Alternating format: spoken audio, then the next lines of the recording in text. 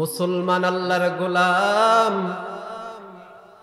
কে গো এত সুন্দর জান্নাতের ব্যবস্থা করেছে। তার মা জানি কত ভাগ্যবান, তাদের বাবারা জানি কত ভাগ্যবান। আপনারা জাহাজের মধ্যে দেখছেন কিছুদিন আগে জাহাজের মধ্যে হাজার হাজার মানুষ ছিল। জাহাজটা যখন ডুবে যাচ্ছিল মানুষগুলো বলতেছে বাঁচাও বাঁচাও, কিন্তু তাদেরকে রক্ষা করার মতন কেউ ছিল না। আরে আল্লাহর গোলাম, কার জানি মা নাই, কার জানি বাবা নাই। তোমার মা তোমার বাবা কবরের মধ্যে শুধু বলতেছেন ও দুনিয়ার মানুষ আমাদেরকে বাঁচাও, আমাদেরকে বাঁচাও। আরে আল্লাহর গোলাম, তুমি কি সেই সৌভাগ্যশীল সন্তান হইবা না? তোমার মা এতিমের মতন বলতেছেন দুনিয়ার মধ্যে কি আমার কোনো সন্তান নাই? দুনিয়ার মধ্যে কি আমার জন্য দোয়া করার মতন কেউ নাই? ওরে আল্লাহর গোলাম, এই জান্নাতের বাগানে আসো না, মার জন্য দোয়া করবা, বাবার জন্য দোয়া করবা। এই তাফসীরুল কোরআন মাহফিল থেকে বলে যাই, হতে পারে আজকের মোনাজাত আল্লাহ পাকের দরবারে কবুল। এর উসিলায় আল্লাহ পাক তোমার বাবা আমার কবরের আযাব মাফ করতে পারে কি পারে না? আরে আল্লাহর গোলাম, আগামীকালকে কিন্তু জান্নাতের বাগান থাকবে না। এই জন্য নিজের গুনার দিকে খেয়াল করে, বাবা মার গুনার দিকে খেয়াল করে, তারা কত এতিম, এতিম অবস্থায় তোমাদের দিকে তাকায় আছে আর বলে ও সন্তান জাহানারে উত্তরগাঁও ঈদগাহ মাঠে যা, গিয়ে আমার জন্য একটু দোয়া কর। সন্তান রে, আমি কবরের মধ্যে বেশি ভালো নাই রে সন্তান। ও সন্তান যা না, তাফসীরুল কোরআন মাহফিলে যা, আমি মার জন্য একটু দোয়া কর, আমি বাবার জন্য একটু দোয়া কর। চোখের পানি ফালা, আমি না তোদের কষ্ট করেছি, আমি না তোদের জন্য কত কষ্ট করেছি, আমি না তোদের পরিশ্রম করে খাওয়াইছি, আমি মা নিজে না খাইয়া তোরে খাওয়াইলাম। ও সন্তান কত বছর হয়ে গেল কবরের মধ্যে একা আছি, কেউ কোনো খোঁজ খবর নেয় না। জানা তাফসীরুল কোরআন মাহফিল থেকে হাতটা উঠা, দুইটা চোখের পানি ছেড়ে দিয়ে বল আল্লাহ মায়েরে মাফ করে দেন, রব্বির হামহুমা কামা রব্বায়ানি সগীরা। আল্লাহ মায়েরে মাফ করে দিয়েন, আল্লাহ বাবারে মাফ করে দিয়েন। কথা বলেন, বাপ মার জন্য দোয়া করার দরকার আছে না নাই? আজকে যদি আমি আমার বাবার জন্য দোয়া না করি, আগামীকালকে যখন আমি মারা যাব আমার সন্তানও আমাদের জন্য দোয়া করবে না।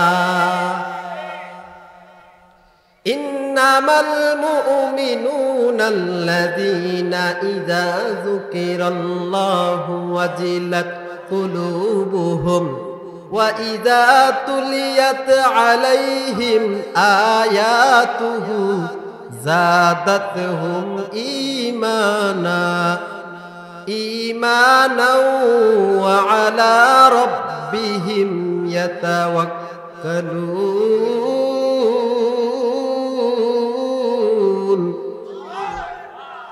আল্লাহর কোরআনের মধ্যে মজা আছে না নাই? আল্লাহর এমন একটা কালাম, কত বছর যাবত আমরা সূরা ফাতিহা পড়েছি, বলেন তো কোনদিন কেমন হইছে হুজুর সূরা ফাতিহা ভালো লাগে না, অন্য একটা সূরা দিয়ে যদি নামাজ পড়ি হবে কি হবে না? কোন মুসল্লি কোন ইমাম সাহেবকে বলছে কি বলে নাই? কোনোদিন বলে নাই। আল্লাহ পাক বলেন, আমি আল্লাহ এই কালামটাকে এত সুন্দর করে নাজিল করলাম, আরে মুমিন বান্দা, শুধু নাজিল করি নাই, আমি আল্লাহ এই কোরআনের মধ্যে এত মধু দিলাম, কিয়ামত পর্যন্ত আমার কালাম পড়বে, কোনোদিন মধু শেষ হবে না। এটাই আল্লাহ পাক বলতেছে, ইন্নামাল মুমিনুনা, যারা মুমিন, ইন্নামাল মুমিনুনা আল্লাযীনা ইযা যুকিরাল্লাহ। দেখেন আমরা কি সেই মুমিন হইতে পারলাম কিনা? যারা মুমিন, এই মুমিনের সামনে যখন আল্লাহ পাকের ইযা যুকিরাল্লাহ, যখন আল্লাহকে স্মরণ করা হবে, আল্লাহর কথা বলা হবে, ওয়াজিলাত কুলুবুহুম, তখন তাদের দিলটা, তখন তাদের কলব, তখন তাদের দিল, তাদের দিলের মধ্যে আল্লাহর ভয়ে কম্পন সৃষ্টি হয়ে যাবে। আহারে আমার আল্লাহ জানি কত বড়, আমার আল্লাহ জানি কত রহমান। যখন ঈমানওয়ালার সামনে আল্লাহর নাম নেওয়া হবে, তখন তাদের দিল আল্লাহর দিকে ঝুঁকে যাবে, তখন তাদের কলব আল্লাহর ভয়ে কম্পিত হবে। ঈমানওয়ালাদের কথা, যারা মুমিন। ওয়া ইযা তুলিয়াত আলাইহিম আয়াতুহু, আর যখন তাদের সামনে আল্লাহ পাকের আয়াত তেলাওয়াত করা হবে, ঈমানা যাদাতুহুম ঈমানা, ঈমানওয়ালার সামনে যখন আল্লাহর কোরআন তেলাওয়াত করা হবে, তখন আল্লাহর রহমতে তাদের ঈমান আরো বৃদ্ধি হবে। সুবহানাল্লাহ। 3 নাম্বার মুমিন, ওয়া আলা রাব্বিহিম ইয়াতাওয়াক্কালুন, মুমিনরা শুধু একমাত্র আল্লাহর উপরেই ভরসা করে। যারা মুমিন, মুমিনরা শুধু আল্লাহর উপরেই ভরসা করে। মুমিন তো এমন হওয়া চাই, ফাঁসির কাস্টে ঝুলবে, তারপরে কোনো বাতিলের সামনে মুমিন মাথা নত করবে না। এটার নাম হলো মুমিন।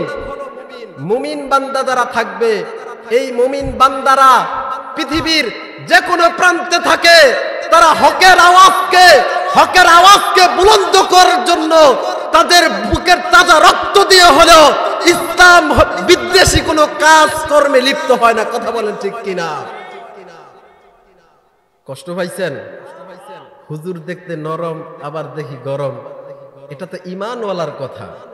ঈমানওয়ালারা, আহারে, যার সিনার মধ্যে ঈমান আছে, পৃথিবীর মধ্যে সবচাইতে দামি হলো ঈমান। বলেন সবচাইতে দামি কি? ঈমান। যেই জিনিসটা দেখাও যায় না, ছোঁয়াও যায় না, ধরাও যায় না, কিন্তু সেই জিনিসটা সবচাইতে দামি, তার নাম হলো ঈমান। একজন ব্যক্তি অনেক ইবাদত করছে, কিন্তু তার মধ্যে ঈমান নাই, বলেন সে জান্নাতে যাইবে? কিন্তু ঈমান আছে, আমল অল্প, সম্ভাবনা আছে এর উসিলায় আল্লাহ পাক একদিন তাকে জান্নাত দিবে। ঠিক কিনা? আজকে যদি ঈমানওয়ালারা, আজকে যদি সমস্ত যুবকরা ঐক্যবদ্ধ হয়ে ইসলামের ঝান্ডা বুলন্দ করার জন্য যদি ইসলামের দিকে ধাবিত হতো, যুবকরা যদি ইসলামের প্রতি, আলেম ওলামাদের আহ্বানে যদি ইসলামের প্রতি অগ্রসর হয়, তাহলে আমি মনে করি, আমরা মনে করি, ইসলামের প্রতি যদি অগ্রসর হই, পৃথিবীর এমন কোন শক্তি নাই যারাই ইসলামকে ধ্বংস করতে চায়, যারাই ইসলামকে বিদ্বেষ বানাতে চায়, যারাই আলেম বিদ্বেষ হবে, যারাই কোরআন বিদ্বেষ হবে, যারাই নবীর সুন্নাত বিদ্বেষ হবে। আমি বলি, আলেম ওলামার সাথে যদি ঐক্যবদ্ধ হয়, ইমানের স্লোগানে যদি যুবকরা ঐক্যবদ্ধ হয়, বাংলার জমিনে কোনোদিন ইসলাম বিদ্বেষীরা বাংলার জমিনে ঠাঁই পাবে না। ঠিক কিনা? আজকে যুবকরা আলেম বিদ্বেষ হচ্ছে কিসের জন্য? ইহুদি খ্রিস্টানদের চাল। আপনারা জানেন, ইসলাম এসেছে সাহাবায়ে কেরামের কুরবানির বিনিময়। ইসলাম বিজয় হয় মুসলমানের রক্তের বিনিময়।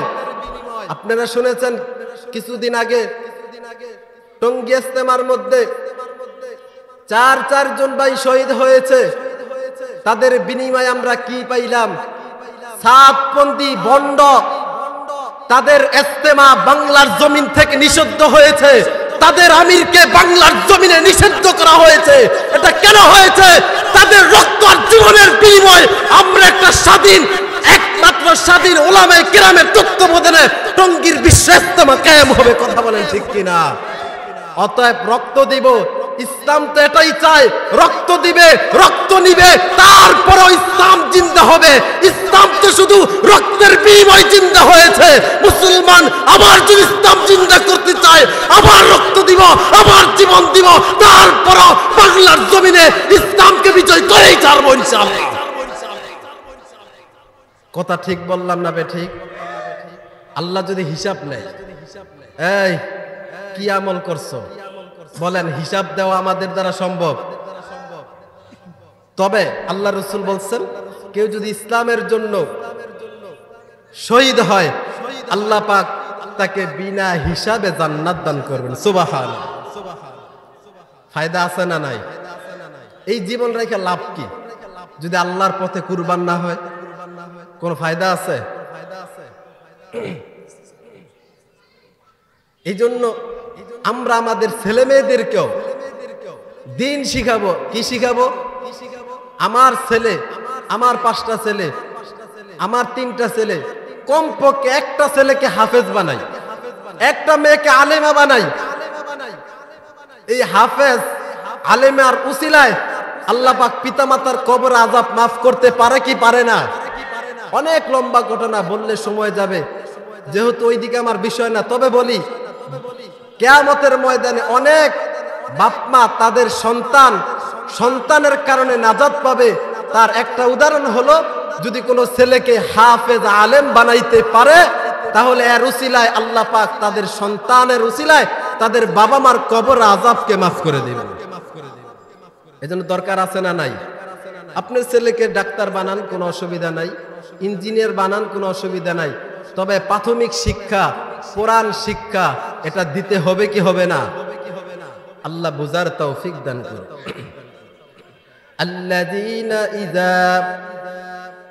আল্লাযীনা ইউকিমুনাস সালাহ, যারা মুমিন, ওয়া মিম্মা রাযাকনাহুম ইউনফিকুন, যারা মুমিন তারা নামাজ কায়েম করে। যারা মুমিন তারা কি কায়েম করে? এবং আল্লাহ পাকের পক্ষ থেকে যে রিজিক তাদেরকে দেওয়া হয়েছে, সেই রিজিক থেকে তারা খরচ করে। সুবহানাল্লাহ। উলাইকা হুমুল মুমিনুনা হাক্কাহ, আল্লাহ পাক বলেন এরাই হলো খাঁটি মুমিন। যারা এই কাজগুলো করবে, আল্লাহর নাম স্মরণ হলে দিল যখন আল্লাহর দিকে ধাবিত হবে, আল্লাহর কালাম যখন তাদের সামনে তেলাওয়াত করা হবে, তখন তাদের ঈমান বেড়ে যাবে। আর এই মুমিনরা একমাত্র আল্লাহকে ছাড়া অন্য কোনো মানুষের প্রতি ভরসা করে না, তারাই হলো মুমিন। 4 নাম্বার বলছেন তারা নামাজ কায়েম করে। 5 নাম্বার হলো আল্লাহ পাক তাদের যে রিজিক দান করে, সেই রিজিক থেকে খরচ করে। এই 5টা কাজ যারা করতে পারবে, আল্লাহ পাক বলেন উলাইকা হুমুল মুমিনুনা হাক্কাহ, তারাই হলো হাকিকি মুমিন। সুবহানাল্লাহ।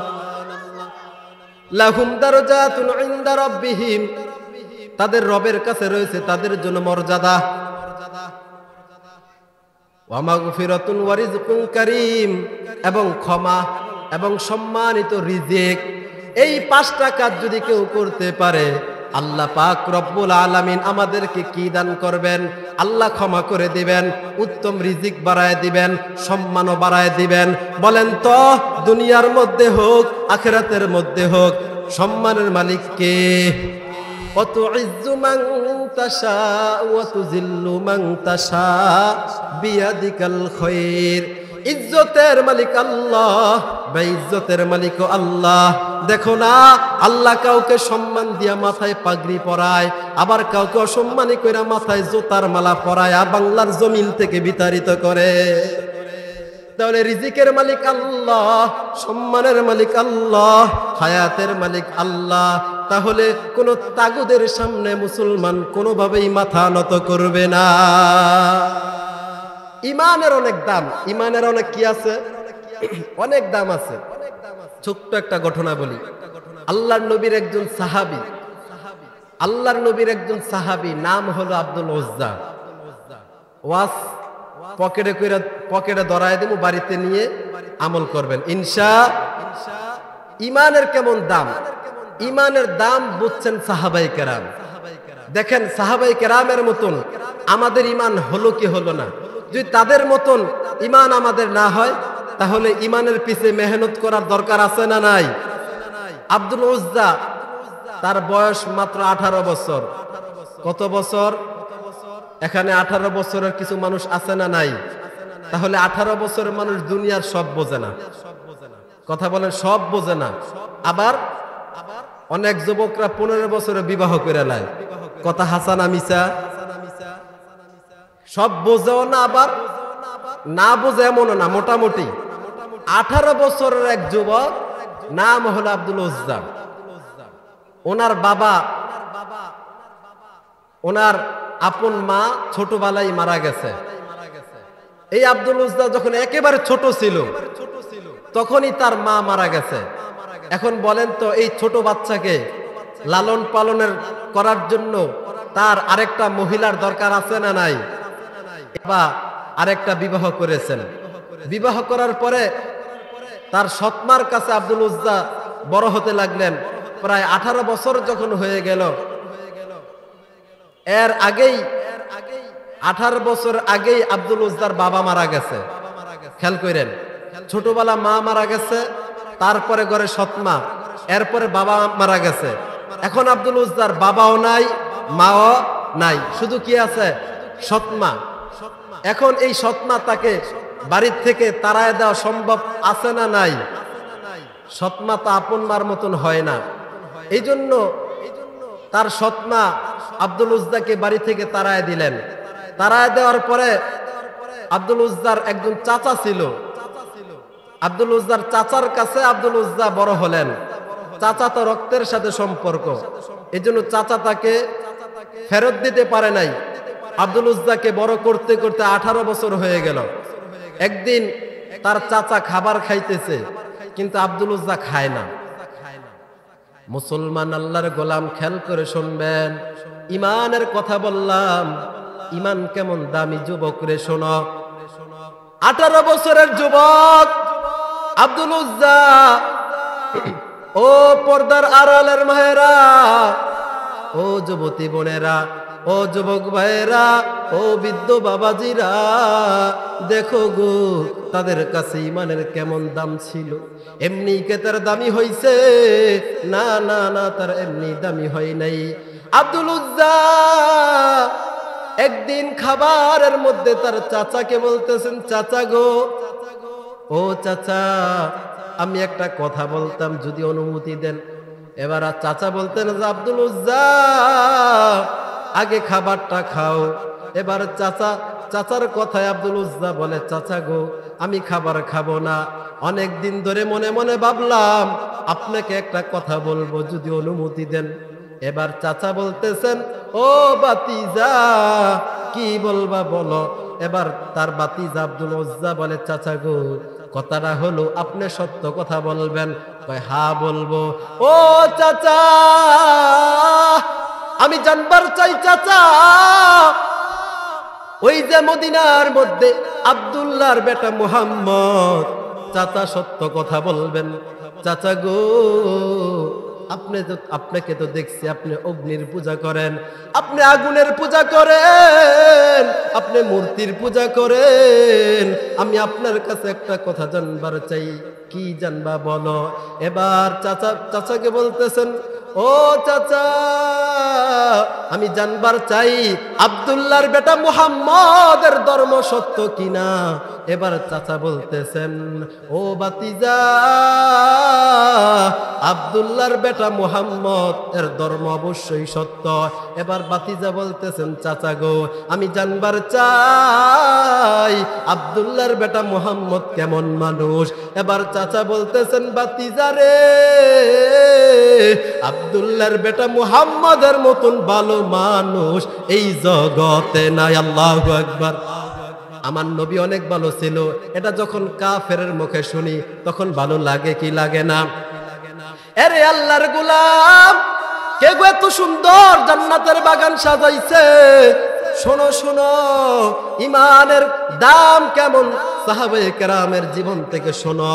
আমার জীবনের মধ্যে, আপনার জীবনের মধ্যে সাহাবায়ে কেরামের ইমানের যেমন দাম ছিল, ওই রকম ইমান আমাদের মধ্যে আনওয়ান করার জন্য উদাহরণটা দিচ্ছে রে যুবক ভাই।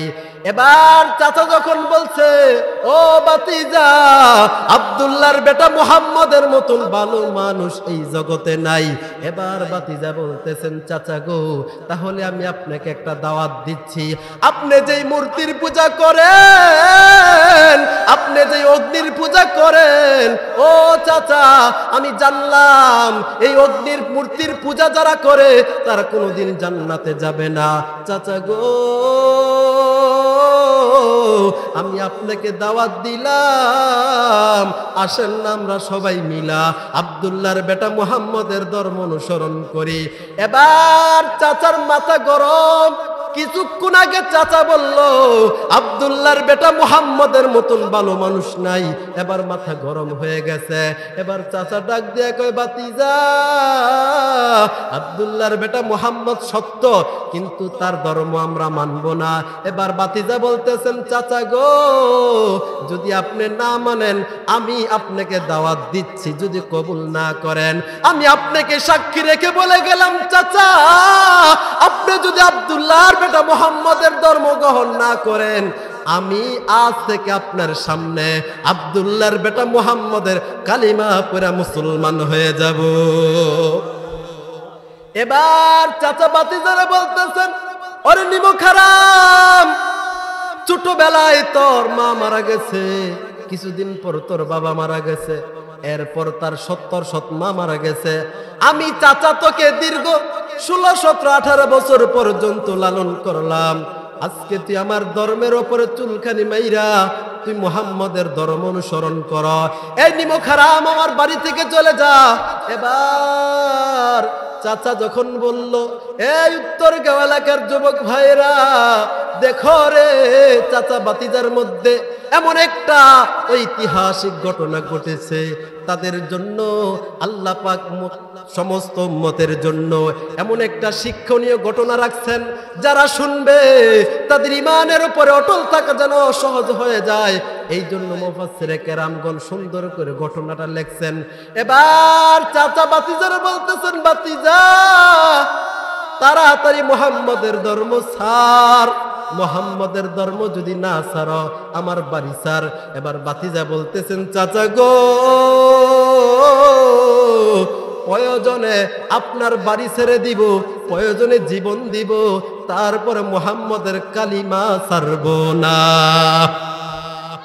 এবার চাচা যখন বলছেন, যদি মুহাম্মদের কালিমা পড়ো তাহলে আর বাড়িতে থাকতে পারবা না, যাও যাও চলে যাও, বাড়ি থেকে চলে যাও।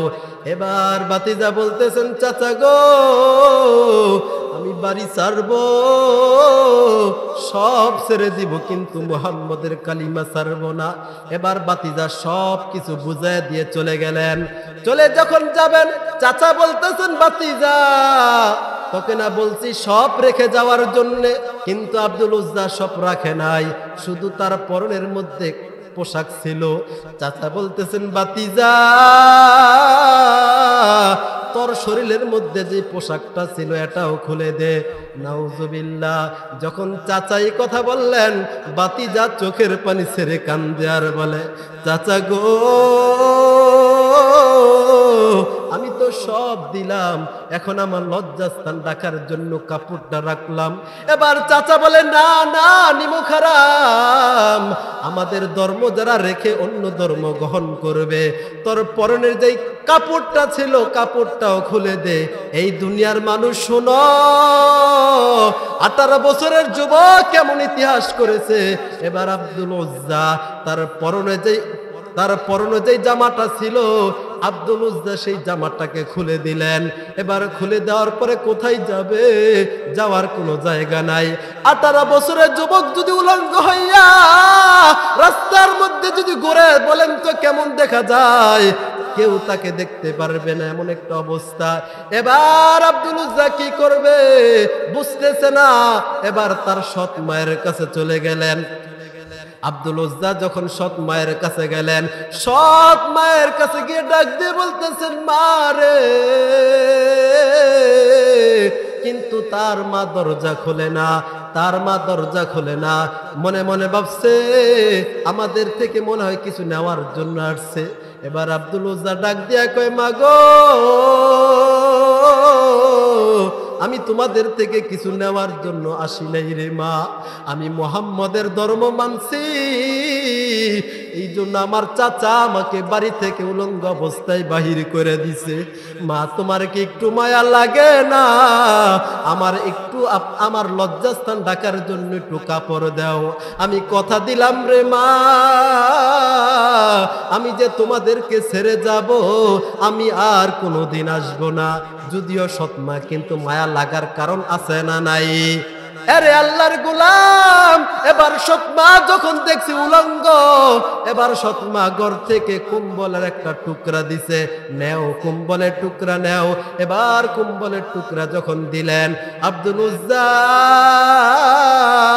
তার লজ্জাস্থানটা ডেকে মাকে বলে, মা গো, বিদায় দাও, আর কোনোদিন দেখা হবে না, আমি চলে যাচ্ছি আব্দুল্লাহর বেটা মুহাম্মদের কাছে। এবার মার থেকে বিদায় নিলেন, চাচার থেকে বিদায় নিয়া এবার আব্দুল উজ্জা চলে গেলেন নবীর দেশে। আল্লাহু আকবার। ইতিহাস সাক্ষী, আব্দুল উজ্জা কিন্তু খাবার খায় নাই, মনে আসেনি? খাবার খাওয়ার আগে কিন্তু বলছিল। এবার আব্দুল উজ্জা তার লজ্জাস্থানকে ডেকে নবীর দেশে মদিনায় চলে গেলেন। যখন মদিনায় চলে গেলেন, আব্দুল উজ্জা মাদ্রাসার, আল্লাহর নবীর একটা মাদ্রাসা ছিল, সেই মাদ্রাসার নিকটে বসা ছিলেন। এবার আল্লাহর নবী যখন ঘর থেকে বাহির হলেন, দেখতেছেন একটা যুবক, 18 বছরের একটা যুবক। আল্লাহর নবী দেখতেছেন কাপড় নাই। এবার আল্লাহর নবী, এই যুবক দেখ, এখন আমার নবী যুবকদেরকে কেমন মোহাব্বত করে। আল্লাহর নবী যখন নাকি ঘর থেকে বাহির হলেন, দেখে আল্লাহর নবী যুবকের চেহারা। এবার আল্লাহর নবী বলছেন, যুবক রে, কি তোমার পরিচয়, কোথায় তোমার বাড়ি, কি তোমার ঠিকানা? এই যুবক ভাইয়েরা, আল্লাহর নবী যুবকদেরকে অনেক মোহাব্বত করেছেন, অনেক ভালোবাসছেন। এখন নবী নাই, ওয়ারাসাতুল আম্বিয়া, আম্বিয়াদের ওয়ারিস হলেন উলামায়ে কেরাম। কোরআন সামনে কসম দিয়ে বলে যাই রে যুবক, ভুল বুঝবি না। আলেমরা এতই পরিমাণ যুবকদেরকে মোহাব্বত করে, কারণ নবী জানছিলেন যুবকের দ্বারা ইসলাম বিজয় হলো। উমর যুবক ছিলেন, উমরের মাধ্যমে ইসলাম বিজয় হয়েছে। সেই সিফতরা আল্লাহ পাক নবীর পরে আলেমদের বুকের মধ্যে দিয়েছেন, সিনার মধ্যে দিয়েছেন। আল্লাহর রাসূল বলেন, আমার পরে তোমরা যখন কাউকে পাইবা না, তখন আলেমের চেহারা দেখবা, হক্কানি আলেমের চেহারার দিকে তাকাও, সগীরা গুনাহ মাফ হয়ে যাবে। আল্লাহু আকবার। আল্লাহর নবী যুবকদেরকে মোহাব্বত করতেন, সেই সিফতরা আলেমদের মধ্যে আছে। আলেমরা জানে যুবকরা যদি ঐক্যবদ্ধ হয়ে যায়, ইসলামের বিজয় নিশ্চিত। কথা বলেন ঠিক কিনা? এই জন্য যুবকরা ভুল বুঝবা না, আলেমদের সাথে ঐক্যবদ্ধ হয়ে যাও। হতে পারে এর উসিলায় আলেমদের সাথে সুসম্পর্ক থাকার কারণে আলেম যদি জান্নাতে যায়, এর উসিলায় কাল কিয়ামতের ময়দানে তুমিও জান্নাতি হইবা। কথা বলেন ঠিক কিনা? আল্লাহর নবী ঘর থেকে বাহির হয়ে দেখতেছেন আব্দুল উজ্জা। এবার নবী বলতেছেন, কি তোমার পরিচয়, কোথায় তোমার বাড়ি? এবার আব্দুল উজ্জা চোখের পানি ছেড়ে কান্দে আর বলে, নবী গো, আমি মক্কা থেকে আসলাম গো নবী, আমার ছোট্টবেলা মা মারা গেছে, বড় হওয়ার পরে বাবা মারা গেছে, আমি আপনার ধর্ম কবুল করছি বিদায় আমার চাচা আমার ঘর থেকে উলঙ্গ অবস্থায় বাহির করে দিছে নবী গো। এবার আব্দুল উজ্জা বলে, ওই যে আব্দুল উজ্জা খাবার খায় নাই, মনে আসেনি? আব্দুল উজ্জা বলে, আমি কয়েকদিন যাবত খাবার খাই নাই, কিন্তু আল্লাহর নবীর চেহারা যখন দেখলাম, আল্লাহর নবীর চেহারা দেখার পরে আমার যত খিদা ছিল আল্লাহর নবীর চেহারা দেখার পরে সব খিদা নিবারণ হয়ে গেছে। আর বলে তায়েফের মানুষ আমার নবীরে কেমনে মারছে, উহুদের জমিনে আল্লাহর নবীরে কেমনে তারা দান দান মুবারক শহীদ করেছে। আমার নবী এতিম, এই নবীর চেহারার মধ্যে কেমনে গো তায়েফবাসীরা আক্রমণ করছে। এবার আল্লাহর পয়গম্বর যুবকরে বলে কি পরিচয়, এবার পরিচয় দিলেন। এবার আল্লাহর পয়গম্বর বলেন, ও সাহাবীরা, সাহাবীরা রে, কার একটা জামা আছে, এবার তাকে জামা দান করলেন। এবার আল্লাহর পয়গম্বর বলে তাকে খাবার দাও। এবার তাকে খুরমা খেজুর দিলেন। আল্লাহর নবী নিজের হাতে আব্দুল উজ্জাকে খাওয়ায় দিলেন। এবার আব্দুল উজ্জাকে নবী বলে, নবী আব্দুল উজ্জাকে বলে, যুবক তোমার নাম কি? বলছেন আমার নাম আব্দুল উজ্জা। এবার আল্লাহর পয়গম্বর বলেন, আজ থেকে তোমার নাম আব্দুল উজ্জা না, আমি আজ থেকে তোমার নাম দিয়ে দিলাম আব্দুল্লাহ। এবার আল্লাহর পয়গম্বর আব্দুল উজ্জার পরিবর্তে তার নাম দিয়ে দিলেন আব্দুল্লাহ। এবার আল্লাহর পয়গম্বর বলেন, সাহাবীরা রে, ও আমার সাহাবীরা, আজ থেকে আব্দুল উজ্জা না, আজ থেকে সে হলো আব্দুল্লাহ। সে বাড়িতে থাকবে না, সে বাহিরে থাকবে না, সে মসজিদের বারান্দায় থাকবে না। আজ থেকে আব্দুল্লাহ আমার মাদ্রাসার খাদেম হয়ে গেল। আজ থেকে সে মাদ্রাসার মধ্যে মেহমান। সুবহানাল্লাহ। এবার আল্লাহর পয়গম্বর আব্দুল্লাহকে ডাক দিয়ে বলেন, আব্দুল্লাহ, ও আব্দুল্লাহ, আমি জানতে চাই ইসলামের জন্য তুমি এত কষ্ট করেছ, ইসলামের জন্য এত কুরবান করেছ, তোমার কি কোনো চাওয়া পাওয়া আছে কিনা? এবার আব্দুল্লাহ ডাক দিয়া কয়, নবী গো, আমি ইসলাম গ্রহণ করছি, আমি ইসলাম ধর্ম মানছি, আমার কোনো চাহিদা নাই, তবে আল্লাহর কাছে আপনি একটা আবদার কবুল করাবেন। সেই কবুলটা হলো, আমি চাই ইসলামের মধ্যে থেকে, আমি চাই আমার মরণটা যেন শহীদি মরণ হয়। সুবহানাল্লাহ। শহীদি মরণের দাম আছে না নাই? আল্লাহর নবী বলে, যারা শহীদ হবে তাদের কোনো হিসাব নিকাশ হবে না। এই যুবকরা যখন ইসলামের জন্য জীবন দেওয়ার জন্য ডাক আসবে, তখন সবার থেকে বিদায় নিয়া ইসলামের জান্ডা, ইসলামের কালিমা বিজয় করার জন্য, জীবন দেওয়ার জন্য মাঠে নামবো তো ইনশাআল্লাহ। এবার আব্দুল্লাহ বলে, নবী গো, আমার কোনো চাওয়া পাওয়া নাই, তবে একটা চাওয়া পাওয়া আছে, আল্লাহ পাক যেন আমার শহীদি মৃত্যু দান করে। আব্দুল্লাহ নবীর কাছে দোয়া চাইছে। এবার আল্লাহর নবী দোয়া করছেন, আল্লাহ গো, আব্দুল্লাহকে তুমি শহীদির মরণ দিও, শহীদি মরণ দিও। বলেন তো, নবী যদি দোয়া করে কবুল হবে কি হবে না? আরে গোলাম, কিছুদিন পর তাবুকের যুদ্ধ সংগঠিত হয়ে গেল। এবার আব্দুল্লাহ তাবুকের যুদ্ধের মধ্যে অংশগ্রহণ করেছেন, কিন্তু ঘটনাক্রমে যুদ্ধটা হয় নাই।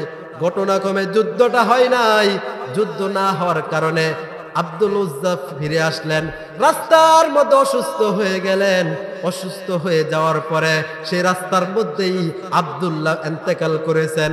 সাহাবায়ে কেরাম যখন নবীর কাছে খবর পৌঁছাইলেন, নবী গো, আপনি যার জন্য দোয়া করছেন, আব্দুল্লাহ শাহাদাতের মৃত্যু চাইছিল, আপনি দোয়া করছেন, কিন্তু সে যুদ্ধ গেছে, যুদ্ধ হয় নাই, রাস্তার মধ্যে ইন্তেকাল করেছেন, এটা কি শহীদি মরণ হবে কিনা? আল্লাহর পয়গম্বর বলেন, সাহাবীরা রে, ও আমার সাহাবীরা, কেউ যদি আল্লাহর রাস্তায় যুদ্ধ করার জন্য যায়, কিন্তু যুদ্ধ করে এখনো বাড়িতে নিরাপদে আসতে পারে নাই, কিন্তু রাস্তার মধ্যে মারা গেছে, অথবা যুদ্ধের মধ্যে যদি মারা যায়, তাহলে ওই লোকটা শহীদি মরণ হিসাবে আল্লাহ গণ্য করবে। এবার আল্লাহর পয়গম্বর বলেন, সাহাবীরা রে, আমার আব্দুল্লাহর জানাজার ব্যবস্থা করো। এবার আব্দুল্লাহ জানাজার ব্যবস্থা করলেন।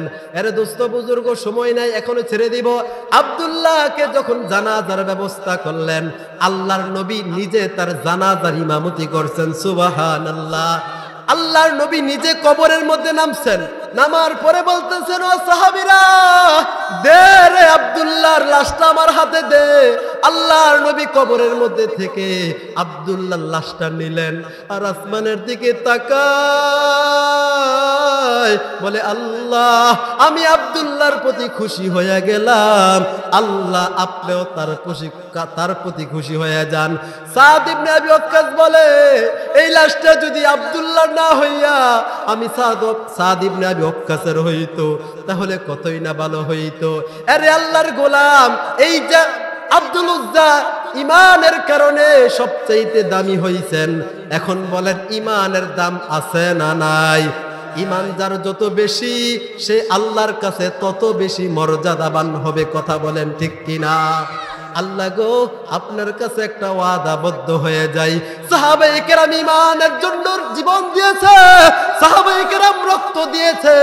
আল্লাহ আপনাকে সাক্ষী রেখে বলে যায়, দিন কায়েমের জন্য যদি আমাদের বুকের তাজা রক্ত দিতে হয়, আল্লাহ আপনার জন্য আমরা রক্ত দেওয়ার জন্য প্রস্তুত। কথা বলেন ঠিক কিনা? আল্লাহ পাক রব্বুল আলামিন, সময় সংক্ষিপ্ত, দীর্ঘ আলোচনা সংক্ষিপ্তই শেষ করে দিলাম। আল্লাহ পাক রব্বুল আলামিন, আমি যেই কথাটা বুঝাইতে চাইলাম সেটা হলো ইমানের দাম সবচাইতে বেশি, ঠিক কিনা? যতদিন মুসলমান ইমানের উপরে অটল থাকবে, ততদিন মুসলমানের ইমান কোনো বাতিল নষ্ট করতে পারবে না। আল্লাহ পাক রব্বুল আলামিন সকলকে ইমান নিয়া অন্ধকার কবরে যাইবার তৌফিক দান করুক। সকলে বলি আমিন। আর আমি বিশেষ করে আপনাদের কাছে একটা দোয়া চাই। একটা মিনিট একটা কথা বলি। এই মসজিদে দিয়েছেন, আর সূচনাটা ছিল এই মাঠ, হুজুর সাক্ষী, সূচনা এই মাঠ ছিল। এজন্য আমি দোয়া চাই, আমাকে তো অনেকে চিনেন, আল্লাহ পাকের খেদমত গোটা পৃথিবীতে যেন ইখলাসের সহিত নিরাপদে যেন পৌঁছে দিতে পারি, এই জন্য বিশেষভাবে দোয়া চাই। আমিও আপনাদের জন্য দিল খুলে দোয়া করি। আল্লাহ আমার এলাকার মানুষ, আল্লাহ তাদেরকে আমাদেরকে একসাথে কিয়ামতের ময়দানে, হাসরে, জান্নাতে, মিজানে থাকার তৌফিক দান করুন। ওয়া আখির দাওয়ানা আনিল হামদুলিল্লাহি রাব্বিল আলামিন। আসসালামু আলাইকুম ওয়া রাহমাতুল্লাহ।